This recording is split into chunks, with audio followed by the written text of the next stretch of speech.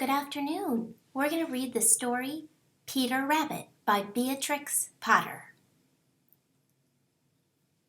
Once upon a time, there were 4 little rabbits, and their names were Flopsy, Mopsy, Cottontail, and Peter. They lived with their mother in a sandbank, underneath the root of a very big fir tree. "Now, my dears," said old Mrs. Rabbit one morning, "you may go down into the fields or down the lane, but don't go into Mr. McGregor's garden. Your father had an accident there. He was put in a pie by Mrs. McGregor. Now run along and don't get into mischief. I am going out." Then old Mrs. Rabbit took a basket and her umbrella and went through the wood to the baker's. She bought a loaf of brown bread and 5 currant buns.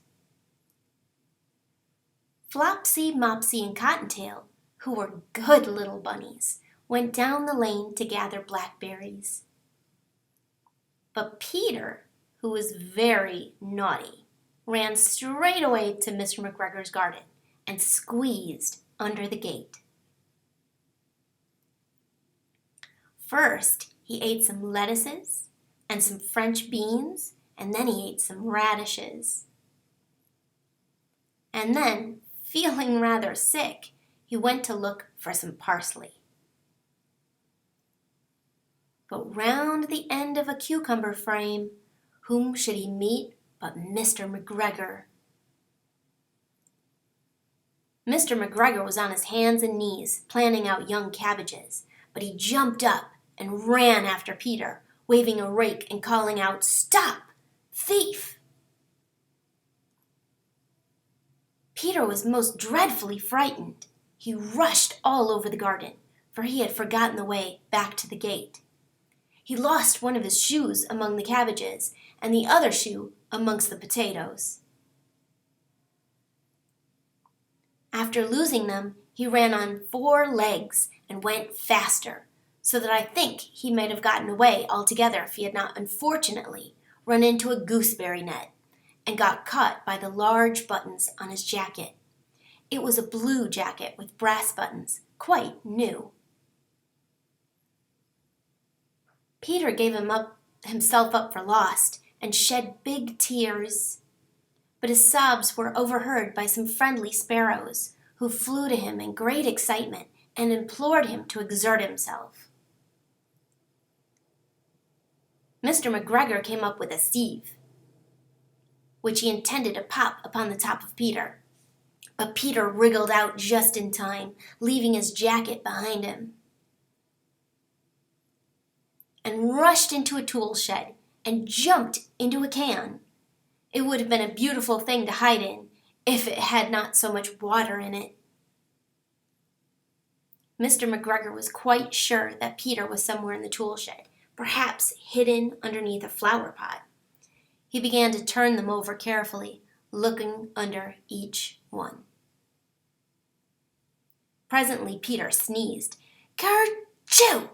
Mr. McGregor was after him in no time, and tried to put his foot upon Peter, who jumped out of a window, upsetting 3 plants. The window was too small for Mr. McGregor, and he was tired of running after Peter. He went back to his work. Peter sat down to rest. He was out of breath and trembling with fright, and he had not the least idea which way to go.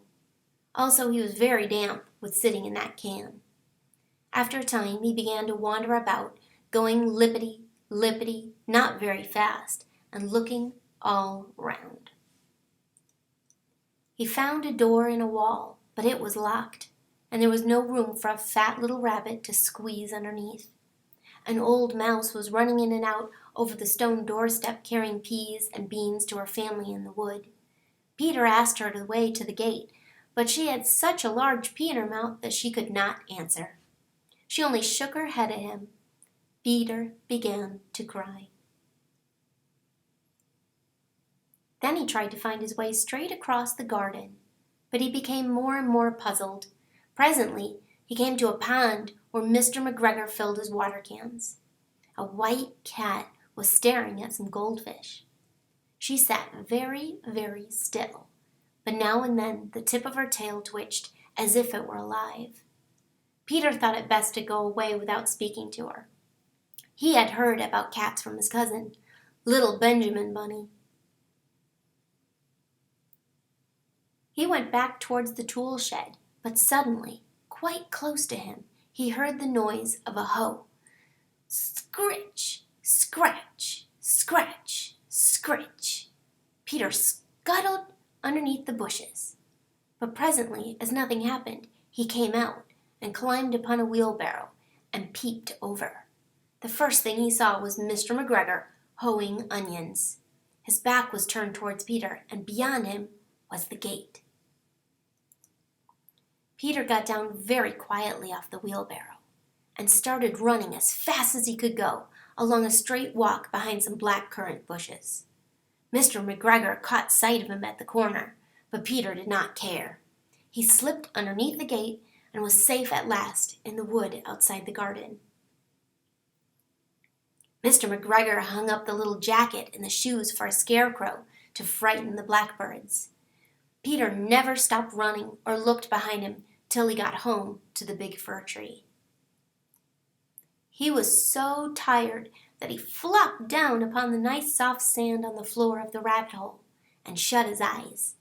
His mother was busy cooking. She wondered what he had done with his clothes. It was the second little jacket and pair of shoes that Peter had lost in a fortnight.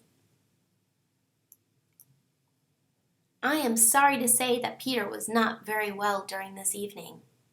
His mother put him to bed and made some chamomile tea, and she gave a dose of it to Peter. 1 tablespoon to be taken at bedtime.